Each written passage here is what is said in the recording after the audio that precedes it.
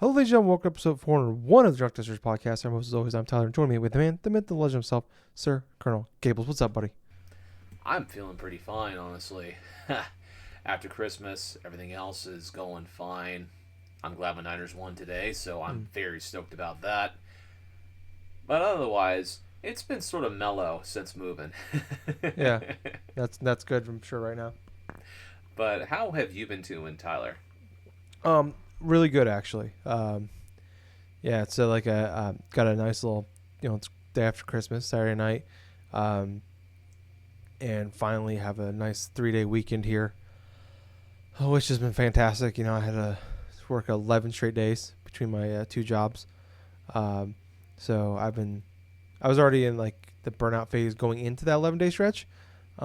Just only getting Sundays off and long days from working both jobs and then just dragged ass especially this last 4 or 5 days, and then just feeling really good, getting a little recharge. It was nice, having getting off work Thursday was just like felt like I could breathe for the first time, with like it's like when you have a cold, and you just your nose is stuffy for a few days, and you're just like I just miss breathing normally.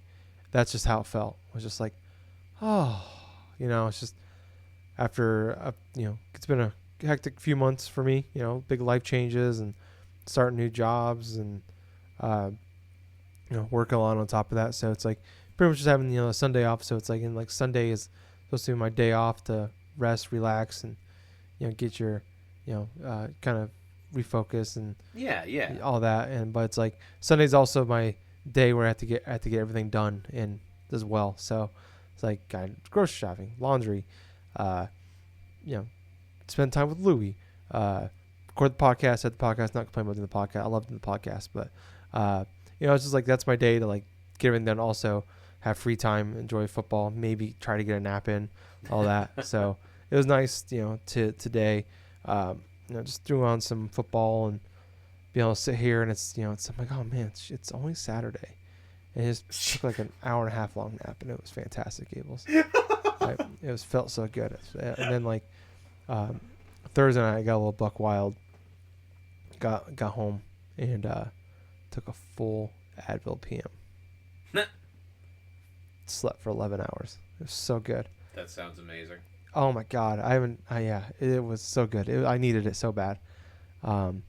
So yeah, it's been good. I've been enjoying it.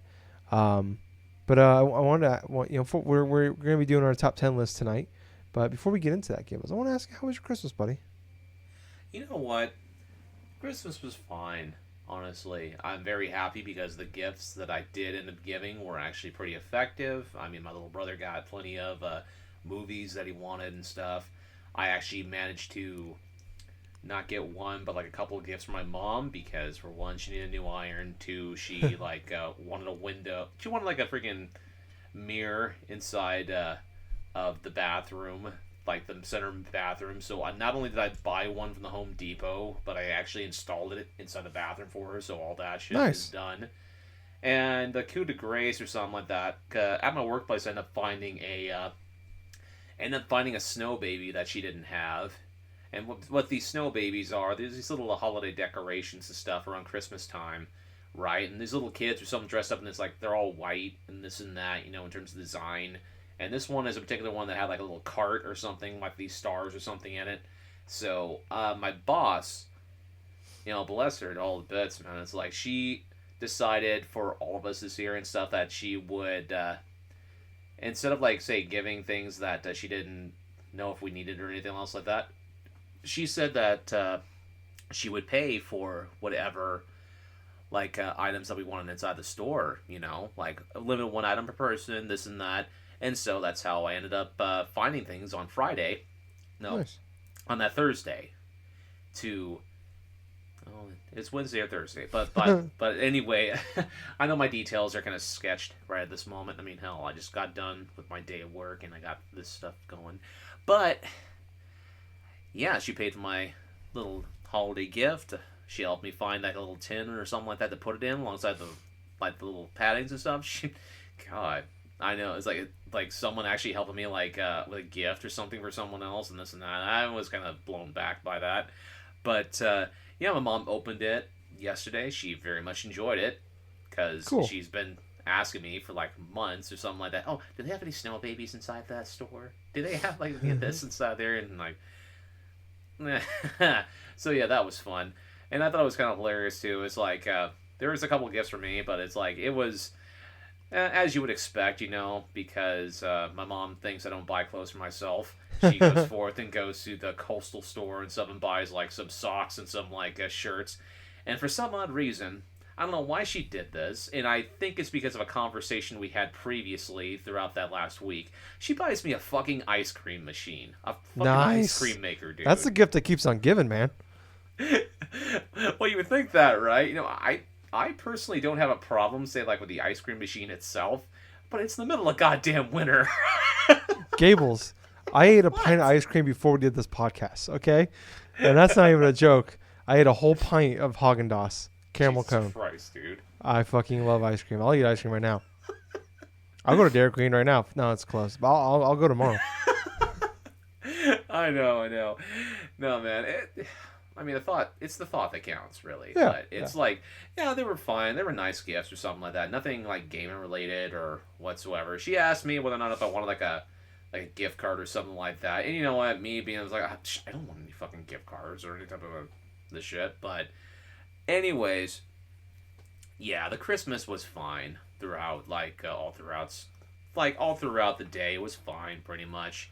Like I said before, my little brother, he got some DVDs, he got some stuff, and because he loves like specific types of movies, say like old cartoons, all this or that. His eyes get all wide and stuff, and every time he tries to every time he opens something, he knows he really wants something, like he really enjoys something, or he's like, oh, look at this, this and that. He did the same thing when I got him that little Game and Watch thing for his birthday. Oh, cool. Yeah. But yeah, Christmas was fine, man. How about yours? It was good.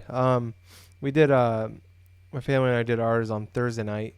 So it was nice because so I just basically just got off work Thursday and came home, took a shower, went over there. We just had like some like snack stuff, like vegetables, dips, little smokies, stuff like that, barbecue smokies and cookies, all those little fun things. Nice. And then then we opened up gifts and we're all older now. My sister's gonna be 21 next week, which is crazy. Oh, Jesus Christ, dude. Yeah, and so we're all older now. So it's like we're at the age now where we just like, I'm 31, so it's like we're at the age now where we just buy stuff that we need. Yeah. Like but I try to find my parents stuff they want, but also it's like when they ask me what I want for Christmas anymore, it's like, especially like once you start be able to buy your own stuff when you want.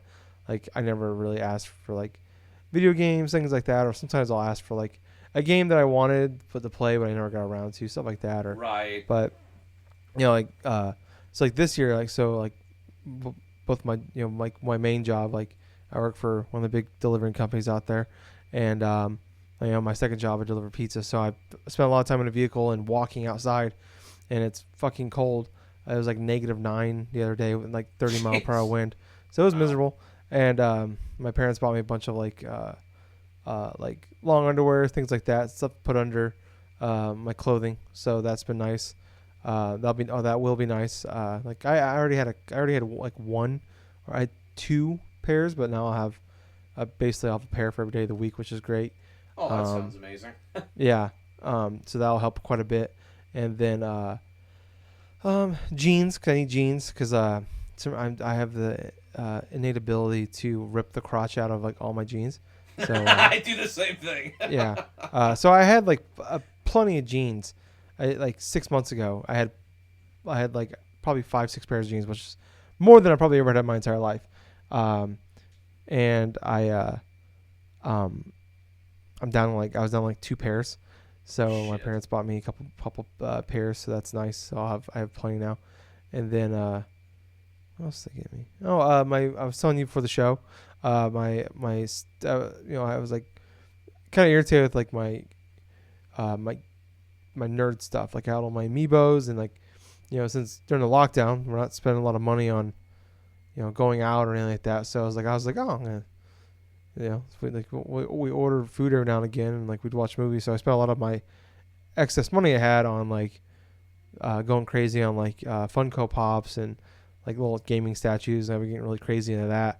Um, so like I went from like I had a bunch of amiibos to like now I have a shit ton of um, like statues, stuff like that. So I had a shelf on there that's just been overflowing for Damn. a better part of a year now, and like it's gone to the point where it overflowed my shelf.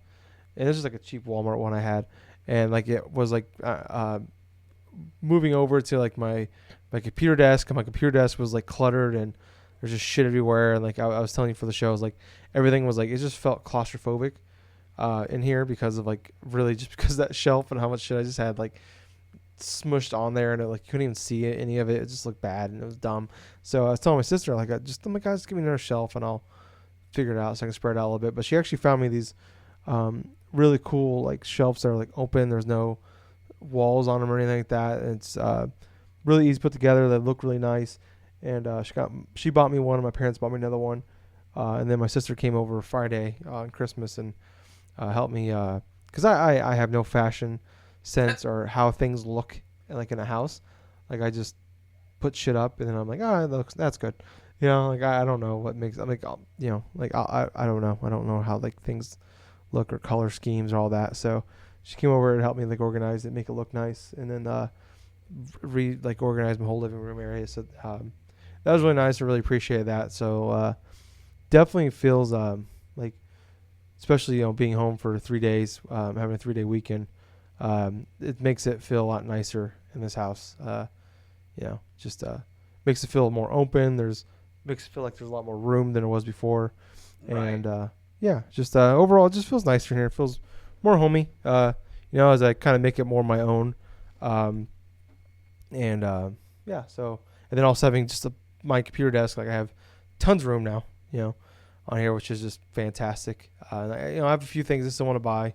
I need to get I want to get like a nice lamp and shit like that, and there's a few other little odds and stuff. But and I have a bunch of room now on one of my shelves here for some more stuff, which is awesome. I have like one shelf that's just Nintendo stuff. Yeah. It's full. It's fucking full. it's No surprise. Yeah, but because all the amiibo and stuff, it's not really full. It's just I try to make like one shelf is all Zelda, all shelf is one Pokemon, all shelf is one Mario. Then I have another shelf that's just all like the third party stuff, or then the third party stuff. But like it's just like there's Ryu, there's Samus stuff, there's just the stuff where I don't have enough to make my own shelf out of it. Like if I needed to, I can rearrange it and put more stuff on there. And then like the bottom shelf has my SNES, NES Classic, and my Game & Watch still in the box in it. So yeah, and then my parents bought me the Pathless for PS5. So there you go. That was one game I asked for. That was one of the games that one of the launch games that I wanted to check out, but I have a bunch of games that I just haven't got around to playing yet. So I don't need to buy anymore. So so my parents got me that. Can't wait to play that. That game looks fantastic. It was a good Christmas, and just then Friday went over there and just hung out for a while, and we had dinner, had some roasts, and that was nice. So it was a good Christmas where like I said, we're all older now, so it's just more about enjoying the time we spend together more than anything. So and my sister, she's pretty happy. I bought her a bunch of I gave her some cash and bought her she loves Starbucks. She's addicted to Starbucks, so I bought her $100 gift card to Starbucks. Jesus Christ, dude, that's yeah. like gonna last for fucking like 2 months. No, that'll last her like a week. Me and my mom were joking around. Yeah, not literally, but it'll go fast. I assure you, it will probably last a couple weeks for her. She loves Starbucks. She actually came over yesterday, and my parents made me a breakfast burrito, and she brought me a coffee. So there you go. That's awesome. Yeah. So it was nice. And then like got my mom. My dad bought my mom. Like my mom's always cold. She's always cold. So my dad bought her a bunch of like pajamas and like kind of like long underwear stuff too, because so she can wear it. Just wear it at the house. Like we'll be sitting there sweating, and she's like, "I'm so cold. What the fuck is wrong with you? It's like it's hot in here." And she's like, "It's so cold in here." And we got my dad my dad we bought him a bulldog for his birthday a few years ago, Gunner, Yeah. He's an adorable little bastard. But but yeah, my dad loves him. Like he's just got bulldog stuff. Like literally the running joke in the family is like, he keeps buying pictures and there's no room in the walls to hang up any more pictures, so he just takes down pictures of me and puts up pictures of his dog. And it's a joke, but it's also not kind. It's also kind of not a joke. So he don't find it very funny, and I don't really either. But I joke around. It's one of those things where you make jokes about it because it stings, and that's kind of where we're at. And then yeah, so we just a lot of just a lot of like nice little stuff. So it was a good Christmas though. It was just nice hanging out, spend time with the family, and eat some good food. Had a really good home cooked meal in a while, and then good. having this 3-day weekend also. My parents gave me a crock pot because I didn't have one. Oh and, shit, dude, that sounds awesome. Yeah, so my parents gave me one. They had an extra one, so they gave it to me, and I made my one of my favorite meals, which is I'm not a very good cook. Like if it's not in a box and there's instructions to follow, I just can't make it. Like I eat like a hamburger helper, and so my mom gave me their extra crock pot, and I just made some hash brown soup, which I've been eating that all day, and then I'm planning on eating that tomorrow. Like I've been wanting to make it forever, but I just haven't had a crock pot, and I'm also never home, so it's like I don't really know when to make this because I'm like it's just gonna go to waste. And so I figured this is a good weekend to make it. So I've been eating that. So it's been good. I've been feeling good, feeling refreshed. A little sad it's Saturday night already. It feels like the weekend's flying by, but I'd rather have a weekend fly by having 3 days off than have a long Sunday. So yeah. So I'm doing okay. But Gables, before we get into our actual meat and potatoes with the when we get into our top 10 list, that'd be fun to ask a few little questions. Talk about go back and talk about the year of 2020. Video game wise, we don't need to get into the other parts. It sucked. 2020 sucked. Everybody knows that 2020 sucked. But I thought it'd be fun, to kind of talk about some things. First question, Gables. We'll easy answer some. What are a couple games that you wish you either put more time into this year or didn't grin around the plane that you wish you could have played? All right. Games that I wish I would have put some more time in. Well, I'm taking my microphone with me, and I'm looking at my shelf right now. Definitely a game I really wish I could have put some time into would have been the remake of Final Fantasy VII. Mm-hmm. I mean, I have it on my shelf. I've had it for a while. I know it's good. It's just been a barrage of a couple different things. Well, actually, more like thing after thing after thing with me this year. It seems like a year of change. So obviously, I really wish I could have spent some more time playing Final Fantasy VII Remake. As far as other games go, let's see. Well, definitely Doom Eternal. I really wish I would have finished that. That still is a fun game and stuff. And the most recent DLC things came out for it, I think. Yeah, Sacred Gods. I heard they're not very good though. Nah. Well, that's a shame. Yeah, But, I bought the season pass for it too. I'm bummed about that. Well, other than that, though, I kind of really wish that I would have been able to play a bit of, say, Spider-Man Miles Morales. I mean, thing looks like it was it looks like it's a fun game. I mean, it definitely looks like it's one of those games where I would be obviously lost into. Yeah, because of the whole open world aesthetic and like just zooming around as Spider-Man. It's an awesome feeling. It was an awesome feeling when I played a bit of the other Spider-Man game on PS4 a few years back during Extra Life. Okay, as far as Nintendo stuff goes, well, honestly, as far as Nintendo stuff goes, I really have played plenty of decent stuff, but I really wish I would have emphasized on more good sales when it came to the eShop. Because honestly, after the past couple days and their big old eShop things for the end of the year stuff, there was a lot of great games that were for next to nothing. And quite honestly, it definitely was a fun time. But I'm trying to think of anything else gaming related. Well, to be perfectly honest, I kind of wish that big old freaking retailers and stuff would have been able to sell a bunch of the newer gaming systems and stuff on, you know, like Yeah. more freely instead of Yeah. just barring it for just online only, which is a bunch of bullshit. Yeah. Hopefully it gets better after the holiday season here. Yeah, it should be. And I know for a fact it will because I've been checking online for like things like eBays and stuff because I've been really curious about the PS5 and the Xbox Series X and how like if it'll start to slide in regards to a lot of the trending stuff. I kid you not, on Christmas Day, these systems were actually legitimately going down in price in the trending stuff. It was almost every 5 or 6 hours it'd be something, in regards to dropping things down. And now as I'm looking through eBay right at the moment on my phone, there have been auctions, no, not so much auctions, but like more or less stuff of people getting PS5 stuff for like under $700, which that's great in regards to, well, it's still not as good in terms of as you would expect. It's over the retail price, but that's the lowest I've actually seen it go for online in a while. And it's or even like this other one I'm looking at here for PS5 for like $600. Hmm. Like $100 over the retail price, but it's a clear fire sign after you know after the whole holiday stuff. Prices are starting to come down on these systems. They're Yeah. actually starting to legitimately come down because I'm seeing the trending stuff on eBay.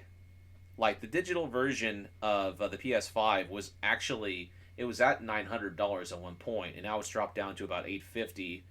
And I know that the PS5, the physical disc edition, is now trending now at like $950. But it's just the idea that I really wish the retailers would not have screwed over a bunch of the gamers in regards to not only not being able to sell these items inside the stores, but actually were to have limited, the transactions, like maybe one per person. Because, yeah, that shit gets ridiculous. It got ridiculous. And Yeah. quite honestly, there were quite a few contradictions even in regards to that shit. Man, it still pisses me off though that you can see these consoles in the store. These consoles, legitimate like Xbox Series X and like Series S consoles inside like a local store.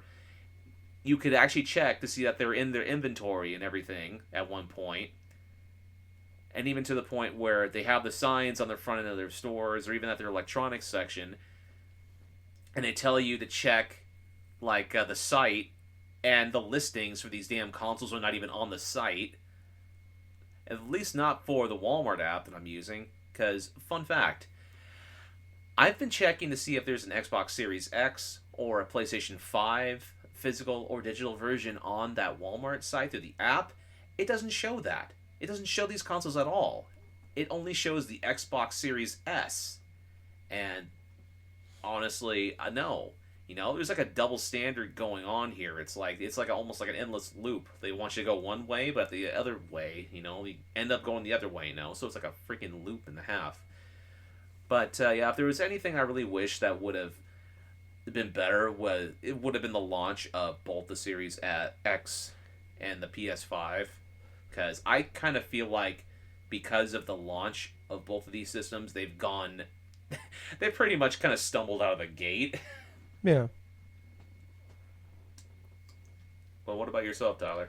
Not too many. Just really the ones I just got recently were, um, I just started playing Assassin's Creed Valhalla this weekend. I only put a few hours into that so far, but that's one I wanted to put more time into because I usually really like the Assassin's Creed games. Sackboy is one, or it just pretty much like the other, like pretty much anything else I'm gonna say. It's Assassin's Creed, Sackboy, and the Pathless. 3 games I really wanted to play. That I'm looking forward to playing.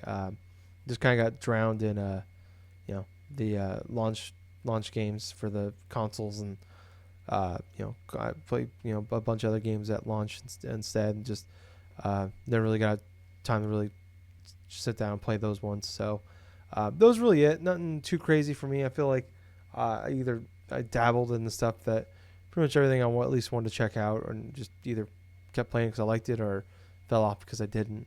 Or just when it came out, the people's thoughts on it kind of swayed me away from it. So, but yeah, I feel like for the most part, I got a chance to play everything I want to play or spend enough time with. So yeah, but yeah, can't wait to sit down and get a chance to play these games.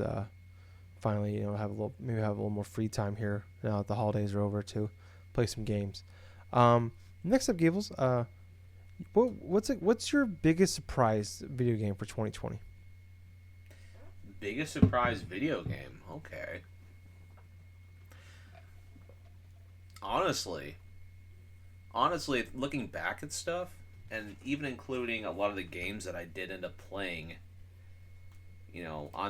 I basically have like a little book that I'm going through right now, like a little little notebook that I generally write things in, which includes my top 10 stuff. But what's been very surprising to me was playing through, and this is not just one game, but like the biggest surprise that I've had throughout this year was playing a hell of a lot of just random games in 2020. But by looking at the games that I've beaten, I think one of the bigger surprises is like me actually going through and enjoying a bit of, what was it? Oh yeah, the Call of Duty Modern Warfare 2 remaster. Oh yeah, That thing. Because I don't generally play a lot of Call of Duty campaigns, and that definitely was. It definitely was like one of those, aspects where I don't generally like play them all that much. But when I do play like some Call of Duty campaigns, I really tend to enjoy the experience of what it has. Like for example, I played through Call of Duty Black Ops on the 360. I played most of the DLC stuff, including the whole Zombie Romero stuff, the whole freaking zombie modes and whatever the hell they had. But I didn't play like a lot of other ones. I mean, I enjoyed World at War on 360, but it's been a while since I've actually beat a campaign of Call of Duty on the system, and then just going back and playing the Modern Warfare 2 remaster thing on the PS4 earlier on this year. Yeah, it definitely was a fun. It was definitely like a fun thing to go through and do. nice. But let's see. I would think another game. I'm gonna say one more game though before, because I know there was another game that very much surprised me and how much I was enjoying it. Actually, yeah, another game that ended up like surprising me from me enjoying it was Battletoads. When I think about it, because here's the thing: it's like you have access to the Game Pass, right? For those that own an Xbox console right now, either being the Xbox One S or maybe a Series X or a Series S, because I do know there's some people out there that do own that system on our friends list, I think. But yeah, I'm fairly surprised at how much I enjoyed this new rendition of Battletoads. Because quite honestly, I have played a fair amount of the NES game. Never got a lot of progress gone through, but yet at its core, it did mix with a lot of various varieties of different game genres and this and that inside of the original game. Then playing through this game on the Xbox One, it definitely had its moments where the gameplay of it surprised me. It was pretty much varied. It's like a little subtle bit of like, say, childish humor at its point, where it kind of felt like a Nicktoon or like a '90s style of like lighthearted cartoon stuff. Which, you know what, I did appreciate.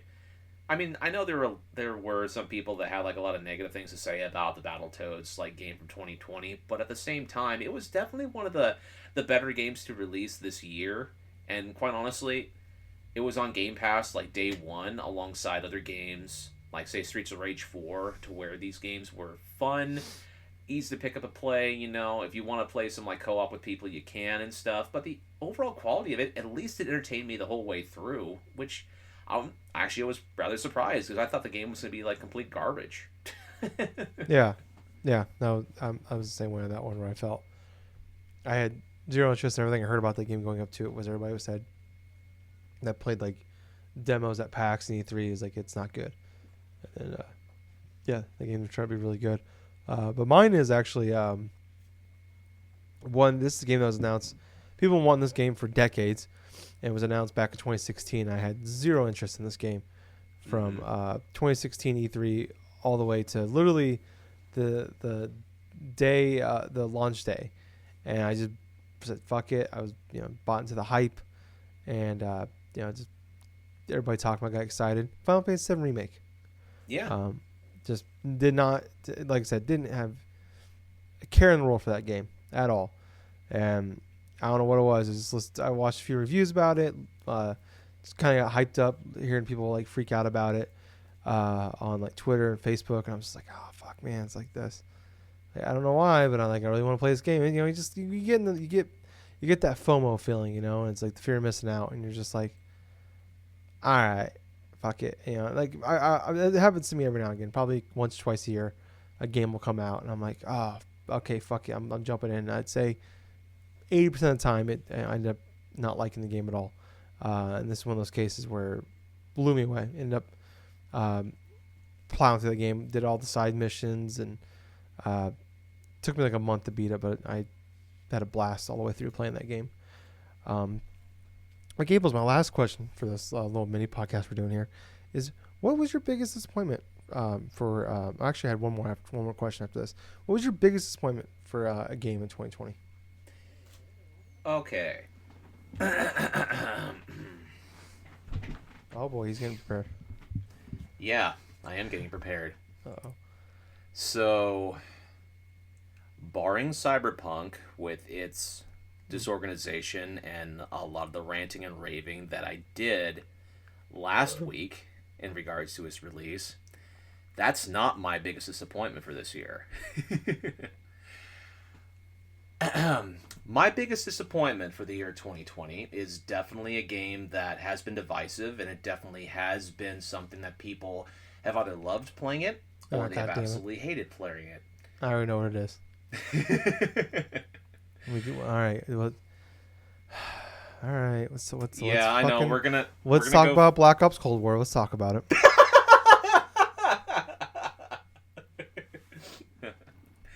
All right. So, basically, The Last of Us Part 2. I've been debating this in my head now for the past, how many months? 6? Yeah. Around June. Yeah, around June, so that's about right. So the past 6 months. Now, to tell all the listeners beforehand, yeah, there was a time and stuff where, like, a lot of the leaks were happening, and honestly, I was hearing a lot of negative stuff about it. And so, honestly, I got curious. I decided to spoil the game for myself, because I'm of the full mind is like, I have spoiled games for myself before, whether intentionally or not, and I've ended up really enjoying the experience. 2 examples I usually tell my friends was Mass Effect 2 and Red Dead Redemption. Both of those games got spoiled for me. However, even despite that, I was able to pick them up and enjoy them, and really, really, had fond memories of them, because these were games that were definitely genre-defining, generational-defining games. The Last of Us Part 2. When I first started hearing about the leaks, I did this and did that, I went through all the rigmaroles, like, oh, okay, so this person dies, this stuff ends up happening and stuff, and quintessentially, like I was telling you, Tyler, and I was going through the past, few months of the podcast, I at least wanted to go through and play The Last of Us Part 2. So, when June came around, or even a little bit later, I did buy The Last of Us Part 2. I decided to play it.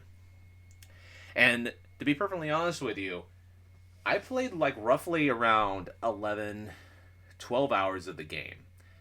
I have not yet been prompted to go back and play The Last of Us Part 2 since my last foray. And this has been at least close to about a month since then.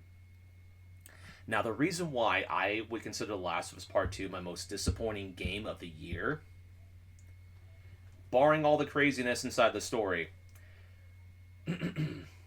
I feel like this game had a hell of a lot of potential, had a hell of a lot of great things going for it. As a matter of fact, it makes me feel absolutely frustrated, because this game, in my honest opinion, had the potential to be one of the best games of this entire generation. It looks fantastic. It plays very much like the original game. There are subtle tweaks that make it feel better. It's easily accessible in regards to how you can play it. Whether or not if you're colorblind, whether or not you have like disabilities that you can go through and do stuff, whether you have trouble like seeing certain aspects of when enemies are attacking you. I mean, you could say as you will about some other aspects of this game, but in order for the accessibility stuff, I feel like it's top notch. It does a lot of things in terms of making you want, not making you want to, like, cater to what type of play style or what type of options you want to play it. I mean, I think that's fantastic. Atmosphere of the game, very tense, very this and that. I feel like that's fine. But what really disappointed me in regards to Last of Us Part 2 is despite how fun I was having playing this game, immediately as soon as I was done with that stuff, all sorts of various parts, the dialogue, the story stuff just started setting in, and it just sucked me right out of it. It took me completely out of it in times. I was not caring a bunch of the specific characters. I really was getting confused in regards to like certain placements of specific parts. Because in my honest opinion, if Naughty Dog, Neil Druckmann or whoever would have spent a lot more time rearranging the parts of this game that actually made a lot more sense, other than like, okay, let's do half the game as Ellie, and then let's do the other half of the game as Abby, and let's go ahead and load them back in, towards the end part of the game. Now, I already know what happens. I've already stated this enough and stuff. And still, I do not understand, like, why you would go forth and leave it at a cliffhanger for Ellie's campaign and all of a sudden put you in the position of you wanting to go forth and play as Abby. I understand it was to try to make her feel a little bit more sympathized, sympathize with her in that regards and, like, get in her side and stuff. But you know what? When you finally get to that point, you're not... Some of us didn't really care, honestly. I'm going to be perfectly honest with you. So, if the story structure of the thing was better and a little bit more engaging in some parts, if parts and the elements of this game were actually set in different forays, like, for example, if it was interchanging between Ellie and Abby at certain parts, instead of, like, one complete thing in one character and then the other half or 10 hours or something is another different, like, the other character, I felt like this game could have been better presented. And actually, one of the other disappointing parts about it is this game is so fucking long in regards. It's so bloated.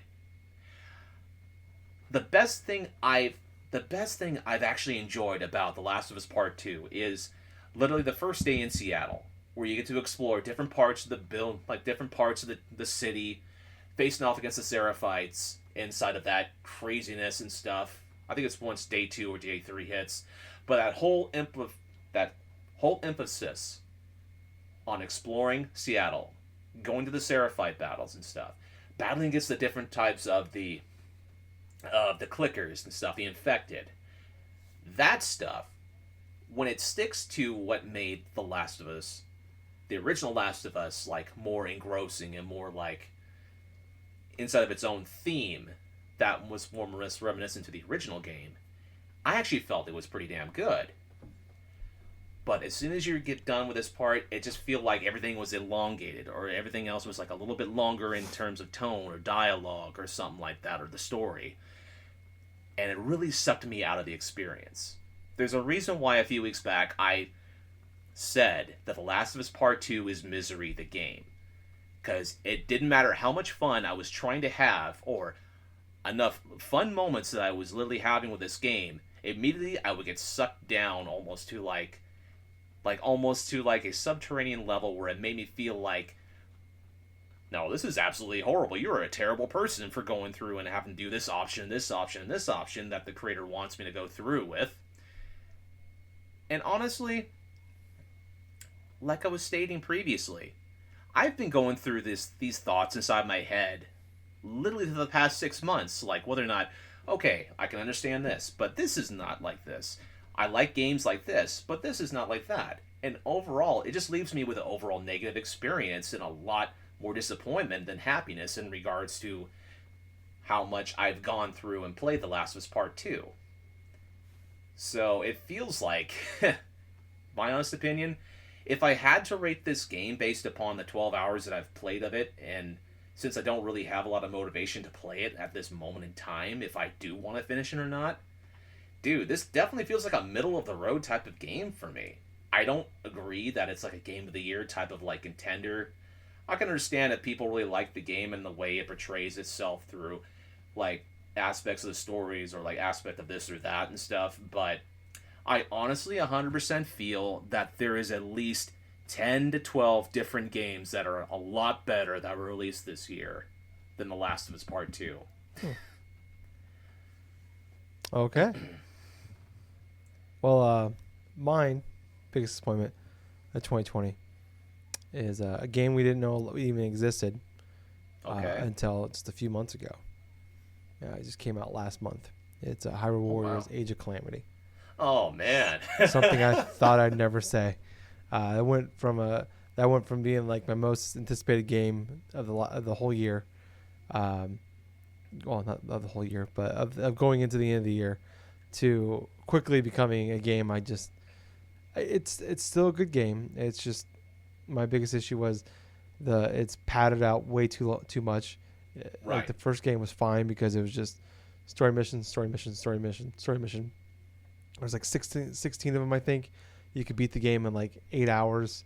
In this game, I put 21 hours into it and streamlined the last 10, just because I got like I don't know. I'm not like into those style games. I'm not big into the Dynasty Warrior games, but I was like I liked the Hyrule Warriors game. Where it's just fan fiction. It's greatest hits of Zelda games.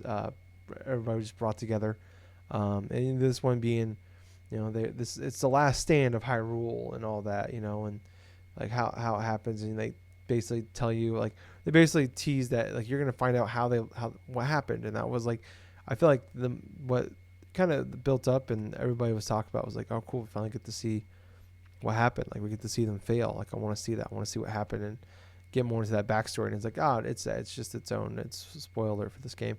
It's just an alternate reality where, there's a mini guardian that goes back in time, and so and it just, So the story, I mean, I don't know, it's like the story's dumb, but I mean, I wasn't expecting like some grand story, but I just wanted to get a little bit more of the details of what happened in there. But once I realized what it was, I was just like, oh, okay, this is has nothing. It's actually not even. It's its own separate timeline, basically, from Breath of the Wild. It has nothing to do. Like, yeah, it's 100 years before Breath of the Wild, but it has nothing actually to do with Breath of the Wild. I can see where you're coming from Yeah. that. I mean, that definitely does sound disappointing to where it was advertised as, okay, this is the prequel to Breath of the Wild, and they pull off that shit. Yeah, it was just a bummer. So that was mine. And then Gables. We just talked about looking back at 2020. What's some of the games you look forward to most going into for 2021? Good question. I have some written down if you're not ready yet. Okay, well, go ahead and say what you're looking forward to first. I need to gather my thoughts. Okay, Mario 3D World coming out February 12th. That's one for sure. I'm looking forward to playing and then having the Bowser's Fury. It's gonna be awesome. Mass Effect Legendary Edition. Can't wait to replay those, and finally, I want to see. I can't wait to see. Just really at this point, see gameplay of how Mass Effect 1 runs, because that was like the big thing of the game getting delayed. Is they're trying to up it so it actually runs better.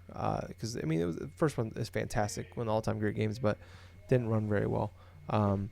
And also Solar Ash. This is coming from the guys from Heart Machine. They're the ones that made Hyper Light Drifter, one of my favorite games of this generation. Can't wait to play their next game. It Takes Two. Definitely. It is a close third place for my most anticipated games for next year. That last trailer we had at the Game Awards sold me. I was already excited for whatever they make next after A Way Out. I'm like, just make another good game like that, and I think Gables and I have a blast playing together. But That trailer Yeah. completely blew me away. Can't wait to play that in March. And then I can't pick. It's like picking your favorite child or your favorite dog. You just can't do it. So I have a two-way tie here for first place. It's two sequels, Horizon, Forbidden West, and God of War Ragnarok are. And that's I still don't believe God of War 2 is going to happen this year. I think it's going to get delayed, but Horizon sounds like it's pretty likely though. So yeah, those are the two games I'm looking forward to most next year. What about you, Gables? All right.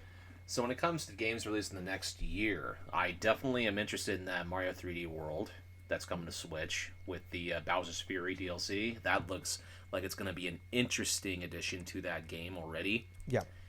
Oh my gosh. Yeah, very excited about that. The new Horizon game, that's definitely going to be an interesting one. I'm curious to see how well it's going to perform on the PS4 because it's probably going to be mostly focused on PS5, in my honest opinion. The new game by Yacht Club Games, Cyber Shadow, that looks like a game up my alley. Those are the Shovel Knight guys, right? Yes. Okay. It looks like a cross between Ninja Gaiden and Contra. Oh, I wow. definitely love both of those games. So I'm interested because that's going to be an early release, I think. Another game that I'm going to be looking forward to is Persona 5 Scramble. That comes out in late February. That game, in and of itself, is supposed to be the sequel to Persona 5. And honestly, because I played a lot of Persona 5 this year, I am highly interested in this game. It'll just be your alternate reality, and they'll just fuck you on the advertising. Oh, God. Oh, God. Way to get my hopes up. Anyway. Well, let's see. What else am I looking forward to? Let's see. Persona 5 Scramble. Oh, one last thing about Persona 5 Scramble. At least it's coming on to Switch. That's going to be a good one. Yeah. Honestly, other than that, I'm just most looking forward to just playing games that I haven't really had a chance to delve into that released this year. I mean, Crash 4 comes to mind. I mean, playing more of like games, let's say like Immortals, Phoenix Rising. That's a game I recently picked up and I haven't put too much into. But I think the one last game that I do want to go into, I do want to play, and hopefully it does release by the end of next year, and that's Halo Infinite. Yeah. I want to see how this game is going to be because there's been rumors that the Xbox One version has been scrapped, which if that's true, that's fantastic. They don't have to focus on multiple different SKUs of it. They can just focus on Series X, Series S, and like PC for that. So I'm highly interested in seeing how that performs because I want to play Halo Infinite. I want some good stuff. Yeah, but it's most we don't have a lot. We don't know a lot of details about next year, but next year's looking pretty good. So, yeah. I mean, barring a lot of delays and shit like that, and hopefully things with COVID get better. But yeah. So that will do it for us on this episode. Check us back here soon. Next time you'll be hearing from us, we'll be starting our top 10 list. Where we do it at the end of the year every year. It should be a fun time. We don't know our list, so it should be fun. Little fun surprises for both of us as we go. So we'll check you guys back or check us out next week with that. So thank you guys for listening. I was your host. I was Tyler. And I have been Colonel Gables. So until next time, everyone, have yourself a safe rest of the year. Mm-hmm. Definitely enjoy a lot of the bubbly. Mm-hmm. And most importantly of all, thank you for listening to another episode of the Drunk Dash Nerds podcast. And hey, Gables. Yeah. Too sweet, buddy. Too sweet. Bye, guys. See ya.